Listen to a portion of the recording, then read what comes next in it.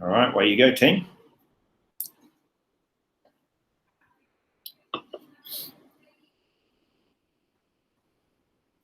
Let's hear about the Weimar Republic.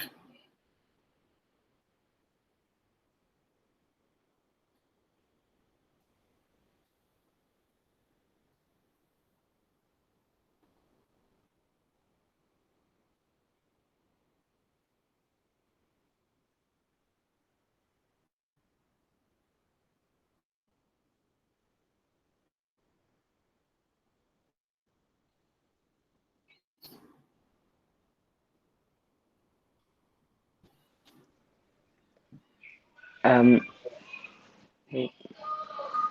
Trying to get back.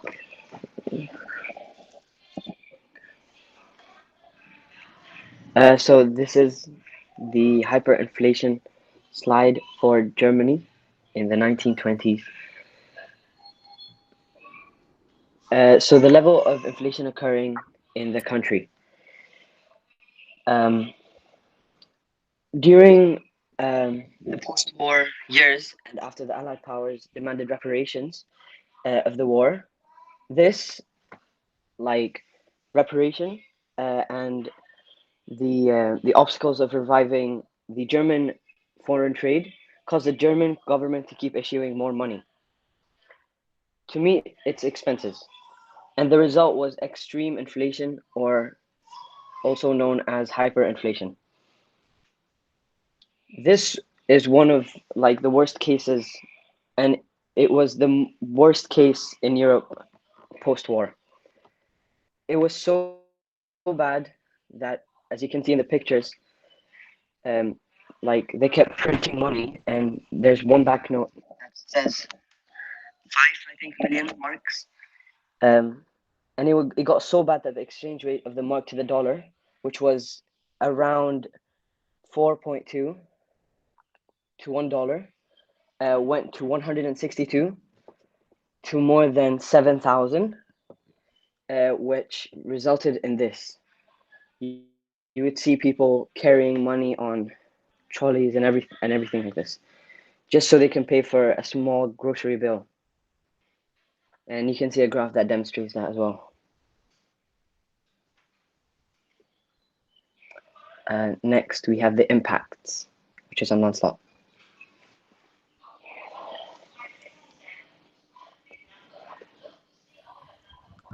The impact on producers is this group benefited because everybody needed food and essential stuff, so they had to buy it from them. Therefore, they kept getting more and more money. And for consumers, hyperinflation causes consumers and businesses to need more money to buy products due to higher prices, whereas normal inflation is measured in terms of monthly price increases. And for the government one, I can't find the information. Okay. So there is a main cause, but there are contributing factors. So remember that the predecessor, so that's the German Empire, was involved heavily. It was one of the main players of the First World War. Therefore, effects of the war, such as a blockade, could have affected its economy. Their government debt increased too, and also, as we know, it was losing the First World War. Therefore, it could no longer afford to stay in the military, stay in the war. And remember that the Treaty of Versailles required Germany to pay huge reparations, which leads on to the main cause, the occupation of the Ruhr. So because Germany couldn't afford to pay the reparations, they missed one of the reparations bills, and the French the French didn't were angered, and they didn't like that, so they sent the troops and Belgian troops to occupy the Ruhr, which is Germany's coal field, and this led to massive inflation and large unemployment. Not to mention because of the French and Belgian troops occupying the Ruhr, the Weimar government actually encouraged strikes in an attempt to get the troops out of the Ruhr, but that obviously made that situation much worse. And this would set off a chain of events that will affect the economy, such as rebellions and strikes. Next slide.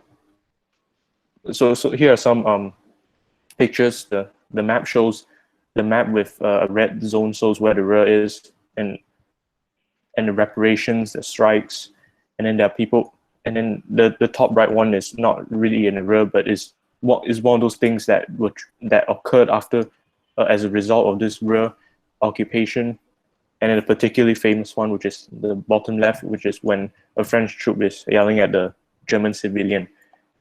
And this strike, which the Weimar government encouraged, involved about the deaths of 130 civilians.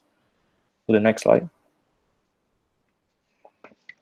Now, there's some possible policies. So in theory, there's some policies such as slowing down the economy, so to have higher interest rates, which may reduce demand, or try not to print too much money, because as we've seen in the case of Weimar Republic, it made it worse. In fact, I think at one point it costed more to print the money than how much the value of the money it actually is. Or maybe you might decide to increase income tax, which may reduce demand to make the consumers to think more rationally about what they need to buy. But obviously, because they just came out of a war, people are just starving and they need to buy necessities. So what actually happened was the Reichsbank, the German central bank, stopped monetizing the government debt and issued the Reichsmark, the new means of exchange, and only a limited of this currency is produced. Therefore, the prices can be controlled. The strikes that were encouraged by the Weimar government are now called off to increase confidence. And the guy in the top right is he's known for handling this inflation. His name is Stresemann.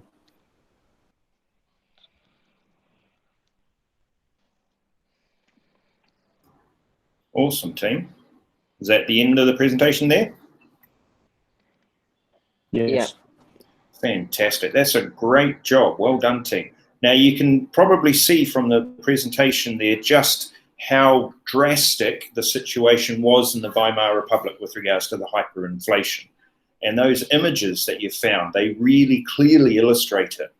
And that's amazing to see. And it's become, or at least when I was growing up at any rate, the Weimar Republic and hyperinflation was a real textbook example of basically what not to do as a government. All right, so all of the government policies that we talk about, these were people who said, hey, we've got debt, we can't pay the debt, let's just print more money. And then it's, oh dear, we need to print more money. And then, oh no, let's print more money. And it became absolutely worthless. And as you saw in the images, people couldn't afford toys for the children, so they just play with blocks of money because it was worthless. You might as well. People were using solid bricks of money as basically firewood for their fires, because it was cheaper than buying wood. All right, people were wallpapering their houses with money because the wallpaper was too expensive. And I like the image, you pointed it out, of the guy with the trolley with the money on it. And what the situation was there is that you'd end up as a worker, you'd go to work, because, you know, obviously if you still had a job, and the employer, the producer, they could only afford to pay you every day, because if they waited to the end of the week, the amount of money they'd have to pay you, or the end of the month, would just be huge. So you'd end up having to be paid every day. So you'd take your little trolley, your little wheelbarrow to work with you so that you could take your pay home, because it was still a large amount of money. And then the idea was, as soon as you got paid, you'd then have to rush with your money to the shop, because if you didn't get there quick enough, everything would have sold and gone. And then you'd run into the shop to see the price of the bread, and then run out the shop. And sometimes what would happen is you'd run out the shop once you knew how expensive the bread was, run out the shop to get your money to go back in to pay for the bread, and your wheelbarrow, your trolley will have been stolen whilst you were in the shop, but they would have left the money, because the wheelbarrow or trolley was the thing of value and not the money itself. So these are situations that have happened in history. And I like that you linked it to the First World War. And I liked your conversation about what happened with the French and the Belgian troops, because all of that then built, all right?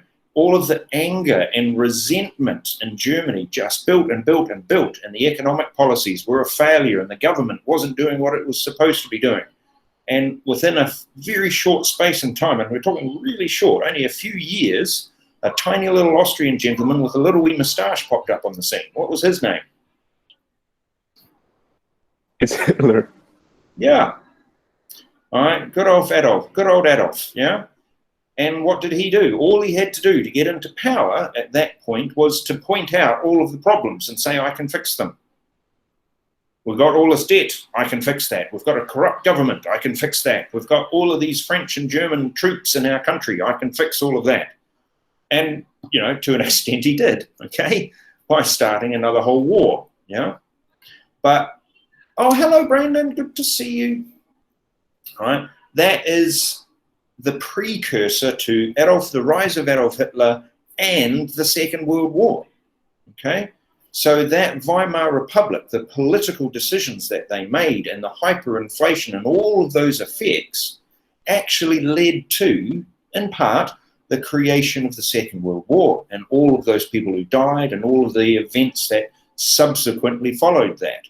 So seeing that and seeing those links, we're not saying that they're a direct cause, but there is definitely relationships between economic policies, political policies, and the eventual flow on of potentially catastrophic world events. Well done, team. That was a really good presentation. Now, I believe our next team is the Venezuela team. So the Brandons, the Hajnas, the Imans, and the Homes. Is it your turn to present? You got a presentation ready? Yes.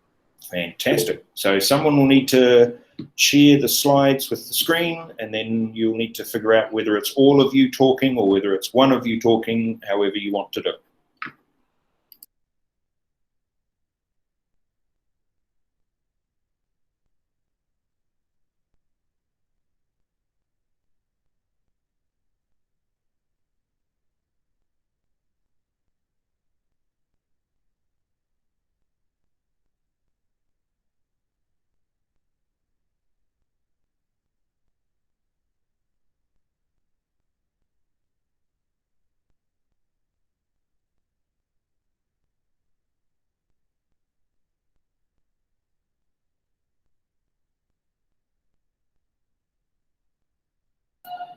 All right, excellent.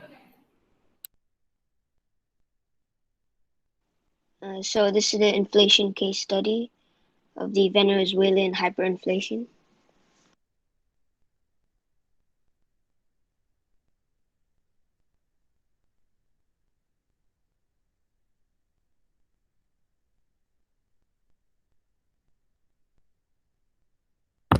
Inflation rate reached 274% in 2016, 863% in 2017,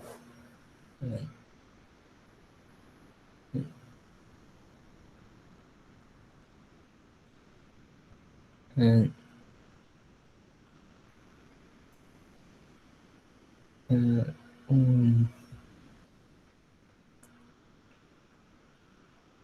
9,586% in 2019.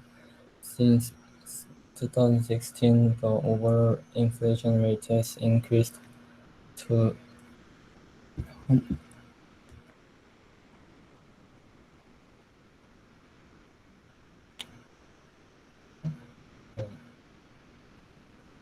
Mr. JB. Yeah. I don't know how to read this number. Okay, the number is 53,798,000. No, 53,798,500. Yes, I think 798.5.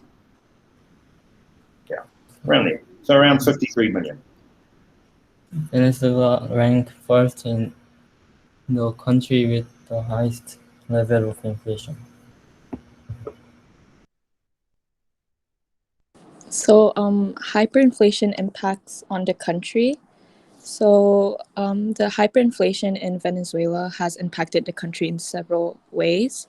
Due to hyperinflation, much of the population has become unemployed.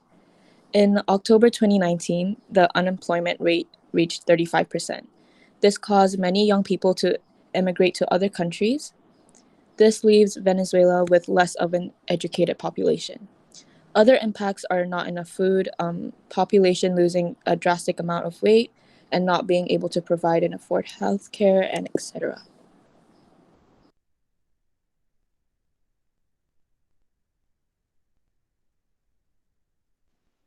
The causes of hyperinflation. Our main causes are due to corruption, government policies, price controls, and excessive money printing.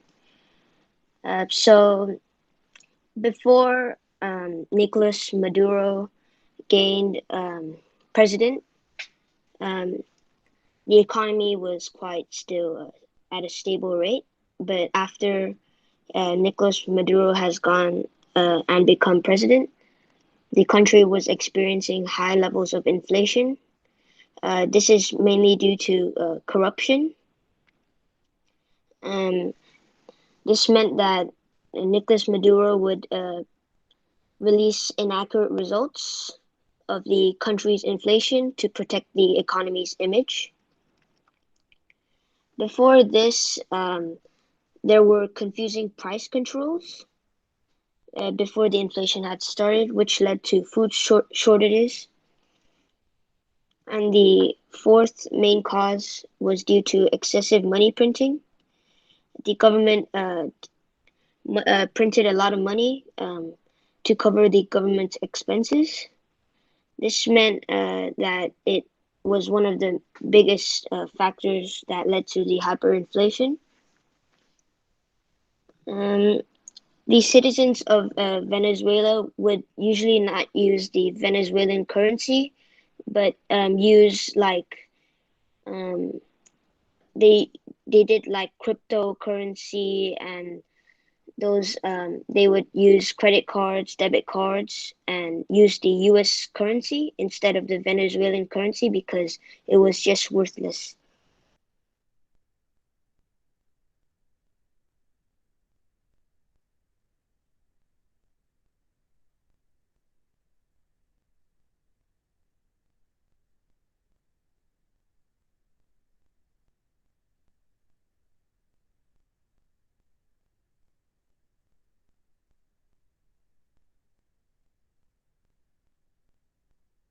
Okay, as you can see, the graph here, right after Maduro was elected, we can see that the inflation has just spiked.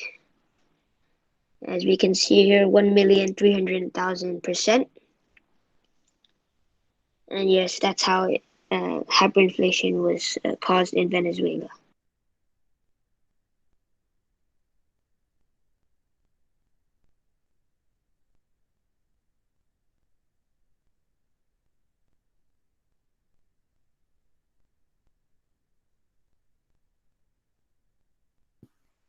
Sorry. Mr. David, can I just say I did this slide wrong. Rather than talking about possible solutions, I talked about how they, as a government, handled the situation. That's fine. That's fine. You can talk about that. Nicolas Maduro, the Venezuelan president, had led on a course of action with the introduction of virtual currencies, slashing zeros from big values, and also implementing half-baked currency reforms. It also was said that he plans to hike the minimum wage by 3,000% and boost the corporate tax rates. From the beginning, many people doubted his plans, and as expected, none of these attempts have been remotely good to solve any of the problems because it doesn't address the underlying problem that is causing the crisis in Venezuela. And Venezuela's prices are still continuing to double on a monthly basis, making it the most severe hyperinflation to ever affect Latin America. And now, currently, there still has not been much progress since President Maduro is still in office. And the end. Well done, team. Another excellent presentation. Fantastic. And part of what I'm hoping you are seeing here is that these are real life situations that people are living in or have lived in. And so the economic policies that we discuss, they affect real people. And sometimes these effects are really dramatic. The Venezuelan economy is still hit by hyperinflation. And now obviously they've got the pandemic, etc., to deal with. Something you may not know, but there actually is, I say is, in inverted commas, an international school in Venezuela. Okay, when we were teaching in Thailand a few years back, one of the colleagues that we worked with, used to work at that international school in Venezuela and had to leave, right, because the country was just falling apart. And essentially that's what happened. And again, you saw very, very clearly government corruption in that case. But the printing of money, the mass expansion of their economy just kept building and building. So those mistakes that they made on a macro level, right, further impounded, cryptocurrency, you'll have arguments both sides, yeah? And Venezuela have officially adopted a cryptocurrency as their currency, I believe, at the moment. But what it meant was that with hyperinflation, people couldn't afford to live. So as you correctly pointed out, people left, and there was a mass migration to countries like Colombia. They just left, right? Other people would try and desperately stay in Venezuela, but it meant that they would cross the border to get food and then go back again, right? Meant that people couldn't use the currency, so they're using anything that they had, like in a barter situation. And if they didn't have anything to barter, they starved, right? They couldn't get the food, right? You ended up, and if you watched the videos that were in the exercise, the worksheet, there was markets where they were selling rotten meat. That's right, all right? And that was all that they had. So they had to buy it. They had to eat it, right? And with no other option, they couldn't leave. I mean, just think about medical costs. How on earth are you going to pay for those? How are you going to pay for your electricity? Right? You don't have money. And the government's decision to print more money just meant basically adding more zeros, which is very much the case study that we saw from the Weimar Republic. And it is also very much the case study for other hyperinflation era situations around the world, right? Like the Zimbabwe approach, more zeros on the dollars. Right? So how did they attempt to fix it, cross off the zeros, maybe adopt another currency? Now, yeah, the cryptocurrencies would be an interesting one as a possible solution, but why was it more difficult with the American currency was mainly because good old Nicolas Maduro and Hugo Chavez before him, part of what they were doing when they were selling their policies to their people was they were blaming everybody else, right? So good old Weimar Republic sort of strategy, good old Zimbabwe strategy, it's not our fault, there's a conspiracy, there's the Americans and they're trying to get us and they're doing it this way. And yeah. Now, I'm not saying that the Americans are always innocent in such affairs, okay? I'm not. But there's a level at which the international community is offering help, and some of these governments would refuse help and would refuse even advice from these people who are experts in their field because there was that American connection. Oh, we don't believe you, we don't trust you, it's a conspiracy, you're out to get us, yeah? And under, was it Hugo Chavez before Nicolas Maduro, he actively sent his military basically in to take over businesses, which is very similar to what happened in the Zimbabwe approach. So all of these situations have got similarities, these case studies, and it's the policies that they are enacting using economics, right? And using economics that we actually understand. It makes perfect sense to print more money to pay, well, it doesn't make perfect sense, but it makes sense to think that that would be a solution. But as we see, it ends up being very inflationary, all right? And that becomes a big problem. All right, team, well done, okay? Now, there is a wee activity that I've got for you, but what I'm going to do instead is I'll post it to the classroom and you can work through it on your own. Now, there is a whole bunch of revision and home learning things that have arrived in the classroom designed for you to have a look at how your revision over the summer, okay, just to keep your skills up. And there might be some gaps in your knowledge that you need to just fill. Have a work through those, but do make sure you're also resting, right? When you come back in year 11, right, there will be hopefully real school as opposed to virtual school, but we can't guarantee that. So if we are still doing the virtual learning when we come back in year 11, right, that's going to add an additional wrinkle to our planning and preparation, okay? Remembering that your mock exam is actually calendared for November. We go back to school mid-August. So yeah, there's not a huge amount of time between then and your actual mock exams. So please understand that. And if you have the opportunity to do little bite-sized chunks of revision over the summer break, then yeah, I'd suggest have a go at that, right? Have a look through your notes, work your way through examples, find some case studies, look up some of those videos that are attached in the sites that you've got. Work through some of the worksheets, add to your notes, and email me any particular questions that you might have. I mean, nobody's going anywhere, okay? So I'm perfectly happy. I won't necessarily be able to reply straight away, but I am perfectly happy to answer any and all questions should they arrive, all right? So please do use this time, all right? Yes, rest and relaxation is important, but also use, you know, the occasional bite-sized piece of time to do a bit of revision so that you don't turn up in year 11 and it's like, oh, heck, I've forgotten everything from year 10, right? Because that's a bit of a danger if that sort of thing happens. And you've got to put a world of stress then on your year 11, which you really don't want to have happen. All right, team? Okay, well done on your presentations, but what I'm going to do is I'm going to let you go now. All right, please have a fantastic summer. All right, there will be an activity that will arrive in the classroom.